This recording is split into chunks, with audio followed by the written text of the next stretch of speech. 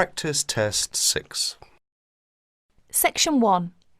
You will hear a conversation between a welfare tutor of Student Union and two overseas students, Claudia and Bastito. They are talking about their life and study in Leeds University. First, you have a chance to read questions 1 to 10.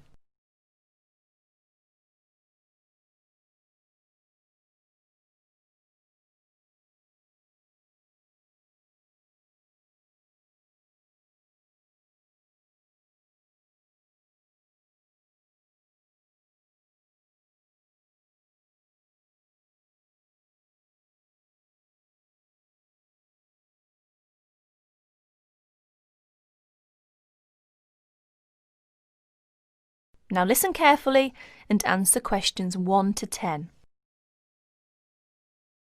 Excuse me, is this Welfare Office of Student Union? We've wandered outside for a long time. Yes, this is the Welfare Office. We're students from Architecture faculty. Our Professor Thompson asked us to come. Ah, yes. You must be Claudia and Bautisto. How are you? Your professor has mentioned your names through the telephone. Fine, thank you. As a welfare tutor, my job is interviewing overseas students and help. Therefore, your arrival doesn't mean you will tackle the problems alone. I have a lot of things to ask you. I want to know how you feel about life in Leeds University. Who will be first? Oh, Claudia, please. OK. This is the first semester, isn't it? Could you please tell us what is your first impression about the Leeds University? Well, when I first came to this university, I was struck by how quiet it is here in the evening.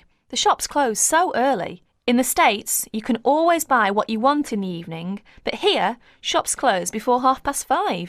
Yes, Leeds is supposed to be a quiet place. Where did you live when you first came here? I went to the student hostel. It has a big lounge, recreation room, and most important, I don't have to cook for myself. How is the food there? Do you like English food? It is too bland, but healthy. You can't complain too much when you study abroad. Yes, right. Oh dear. How were the local students? To be frank, it is difficult for me to make many friends with British students. They're rather reserved and cold, not friendly. They seem to keep themselves. Oh, it is a pity. Well, how about the academic courses in the architecture faculty? Well, I'm doing my master's degree in this department. All right. How are you finding your courses? I really love my work. I did pretty well. I've enjoyed the courses, but the lecturers are very busy, and you hardly have contact with them. Well, that doesn't sound good. What is your suggestion to improve your course? Well, in my opinion, I think it is advisable to have regular meetings with lecturers. For example, once a week or a fortnight. Regular meetings. That sounds great. Thank you, Claudia. We will come back to you in a minute, and then we will ask Batisto. Batisto, are you from the Philippines? Manila, to be exact. And how did you feel about the Leeds University when you first came here? Interesting. It is an interesting place. The city is beautiful. Everywhere is green and lush. It is very cool in summer. I like summer here, but the winter is awful. The drizzle is terrible. Everywhere is cold and wet. How about your accommodation? Do you like it? Well, at first I lived with a family. They are friendly. They have twins. They are of the same age as me, and we all like soccer very much. However, it is noisy and difficult to study. Oh, I see. 2 months ago, I moved out of the family and now live in the student dormitory with another 3 students. It is much cheaper. They are very friendly, and I like to live there. And what about your courses? Do you like it? I am doing my bachelor degree. Apart from language difficulties, how do you find out about your studies? Well, but... Yes, go on. The main difficulty for me is that the computer centre closes so early, and it is always busy and crowded. Students are fussy about it. It is very difficult for me to practice my work. You are not the only person in that position, but can you reserve the computer room? No, we cannot, but it would help if we could reserve the computer time. Yes, I'll look into that and see if we can improve the things over there. Now let's go back to Claudia. That is the end of section 1. You will have 30 seconds to check your answers.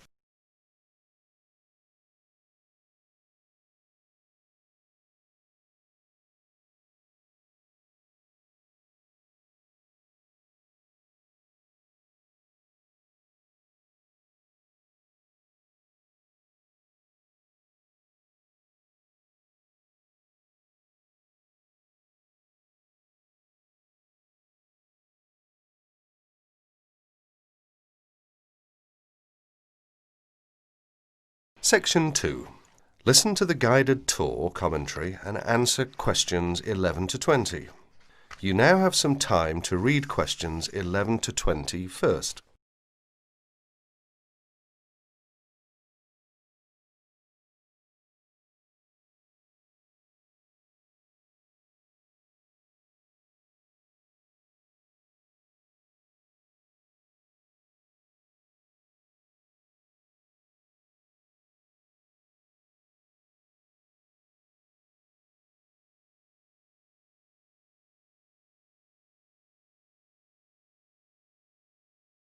Welcome to the library tour. We'll begin our tour of this level of the library here at the entrance. Then we'll go in a clockwise direction. So, first of all, over here on the left, next to the entrance, is a touchscreen information service. These computers can be used at any time to get general information about the library and how it works. In front of the touchscreen information service are the catalogues. As you can see, it's a computerised catalogue system and it's very easy to use.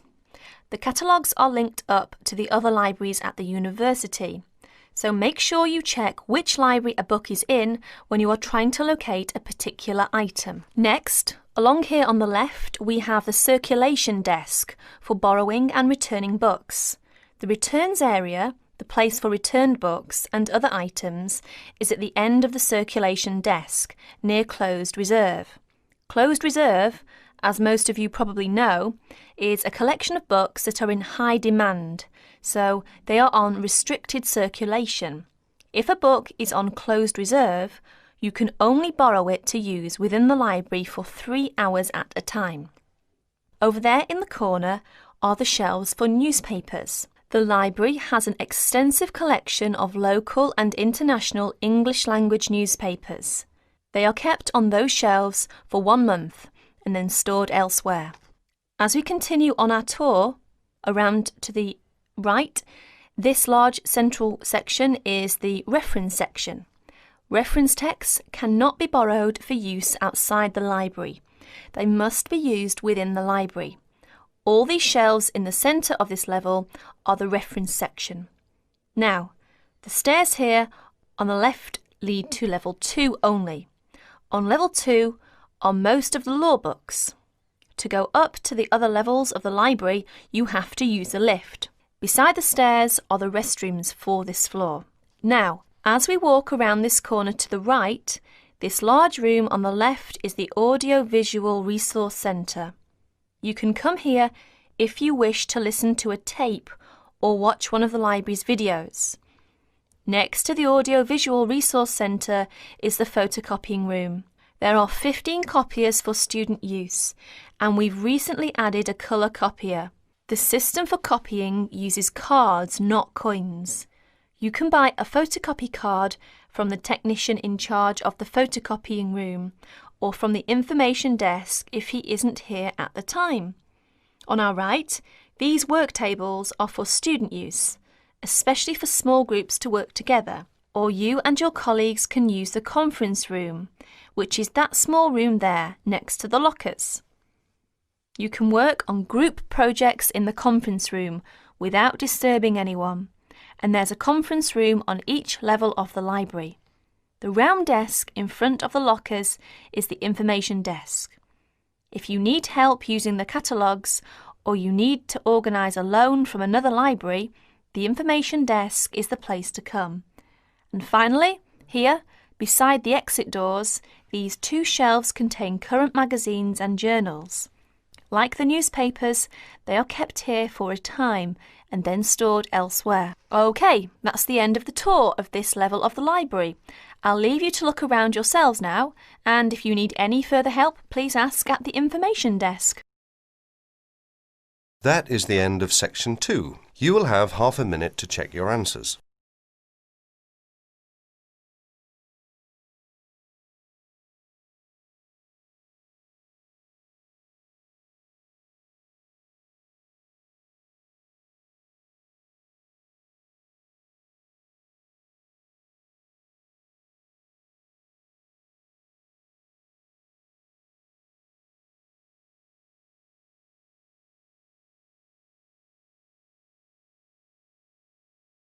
Section 3. Mr. Jackson, who feels that he is physically unfit, is consulting with his doctor about his health condition. Before you listen to their conversation, you have a chance to read questions 21 to 24.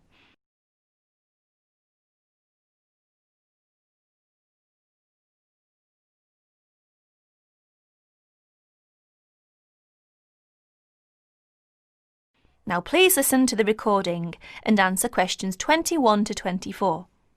Well, Mr. Jackson, the first and important thing I have to tell you is that there is really nothing seriously wrong with you.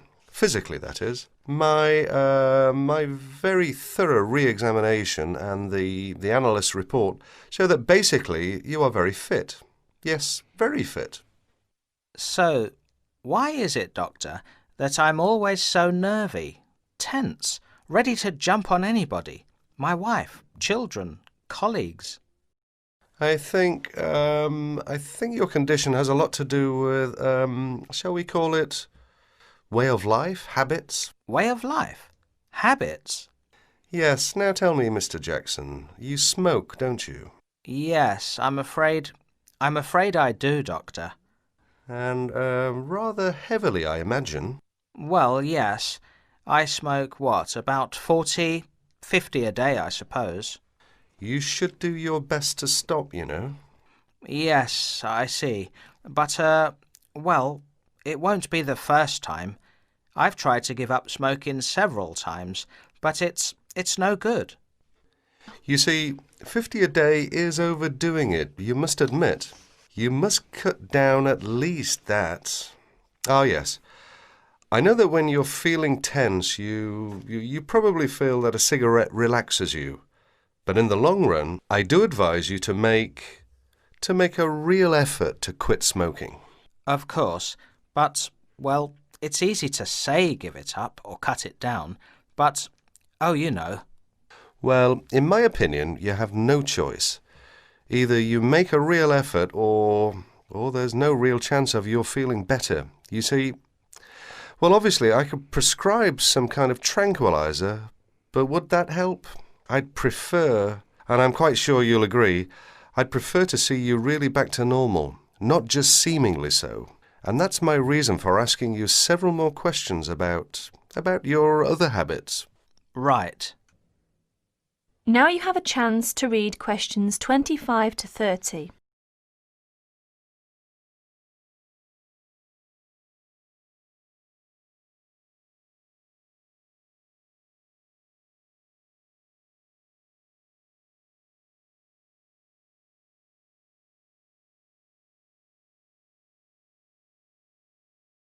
As you listen to more of their conversation, answer questions 25 to 30. Your eating habits, for example. What do you eat normally, during a normal day? Yes, well, I'm a good eater. Yes, I'd say I'm a good eater. Now let's see. Up at 8 in the morning, and my wife has a good breakfast ready. A good breakfast? The usual. A cereal followed by bacon and eggs with fried bread and perhaps a tomato or two. Then toast and marmalade, all washed down with a couple of cups of tea. Yes, I really enjoy my breakfast. Yes, I can see you do, but I'd advise you to eat rather less. We'll come to that later. Go on. Then lunch. No, first brunch. A cup of coffee and a bun at 11. Lunch has to be quick, because there's so much to do in the office about that time. so I have a pint and a sandwich in the pub. All very hurried. Try to be in less of a hurry. But I make up for it in the evening. I get home at about 7. Dinner's around about 8. Yes, my wife's an excellent cook. Excellent. It's usually some meat dish, and we like spaghetti as a first course. Spaghetti, a meat dish, cheese, sweet. But then, at the end of the day, shall we say, then I begin to feel on edge again.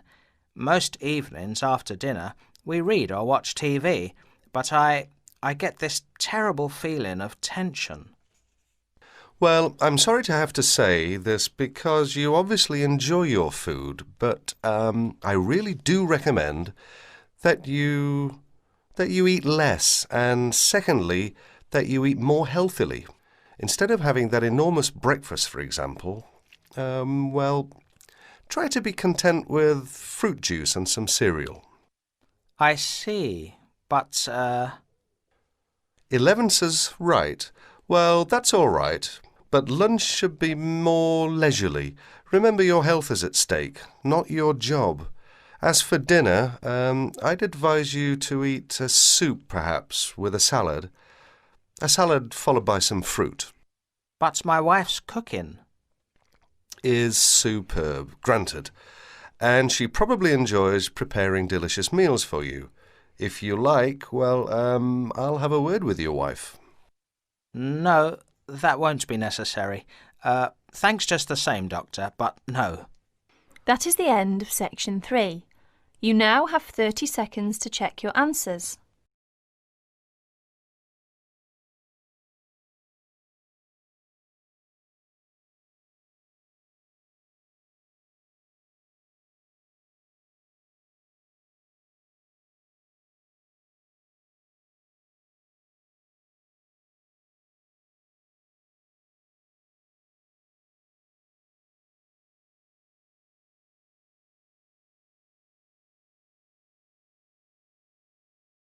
Section 4. You are going to listen to a student, Liz, giving a seminar presentation on advertising. First, you have some time to look at questions 31 to 40.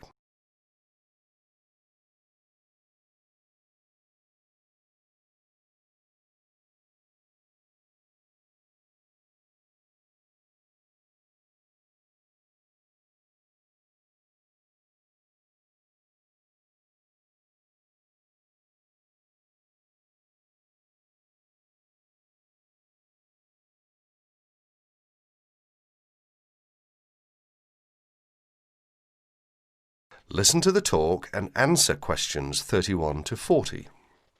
Today, Liz is going to give her presentation. Liz?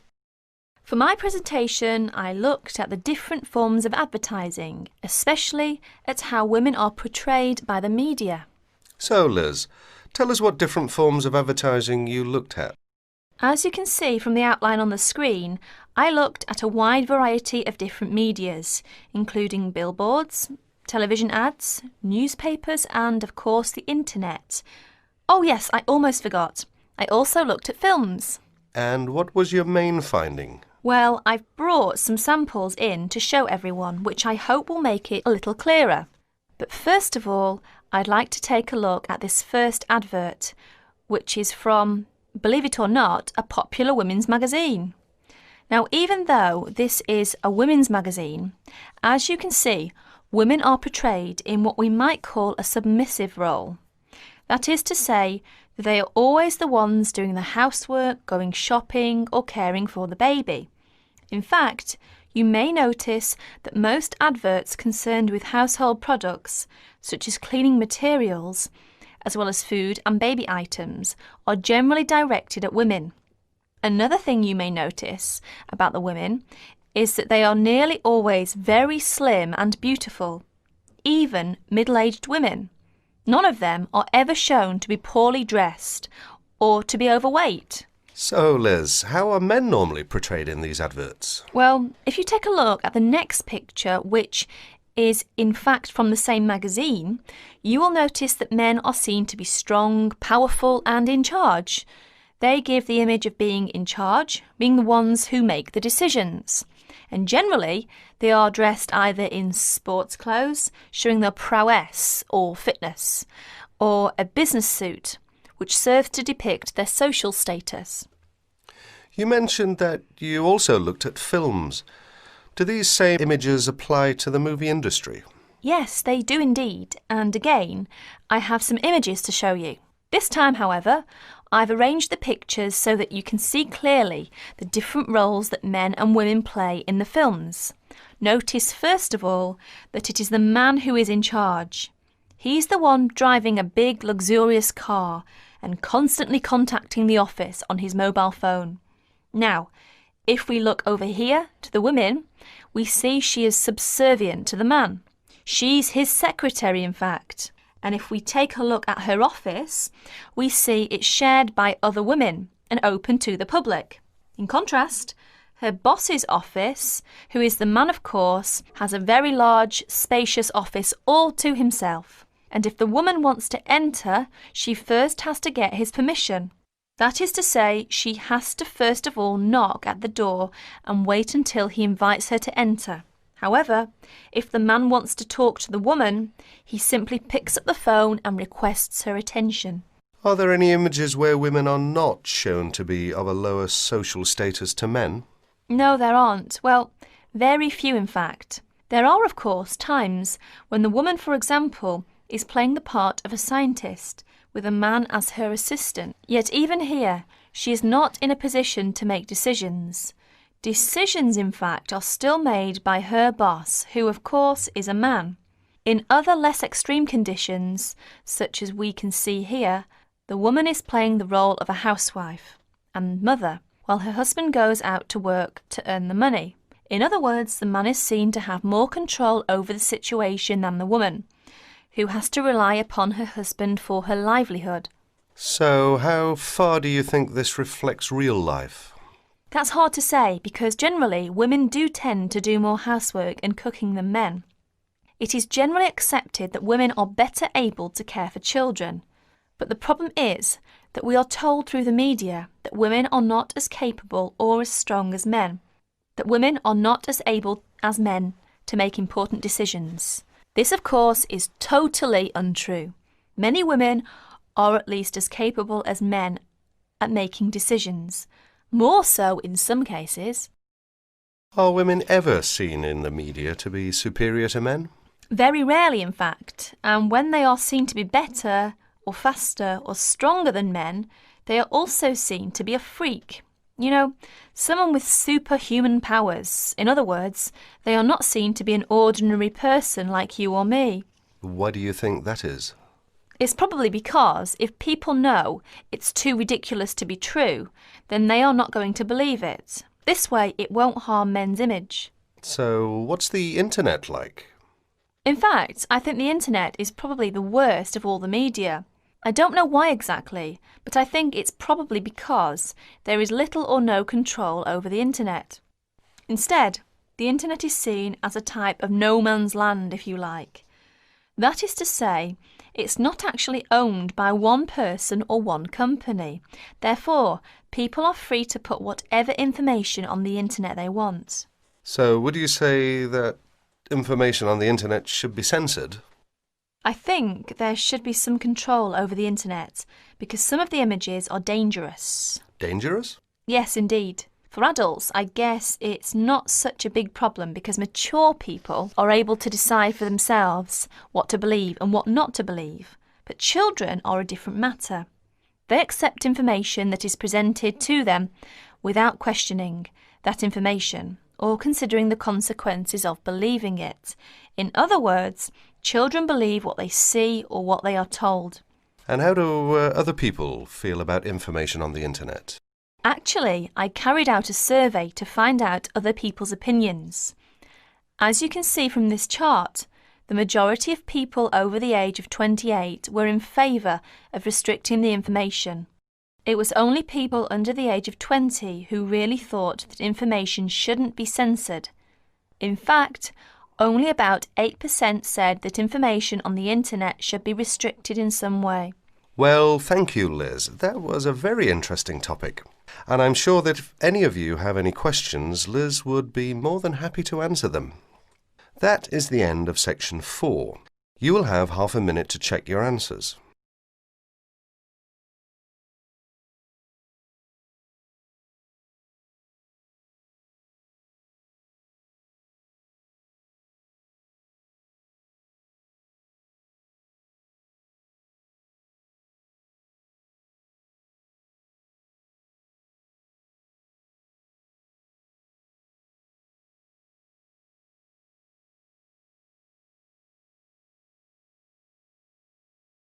That is the end of practice test 6.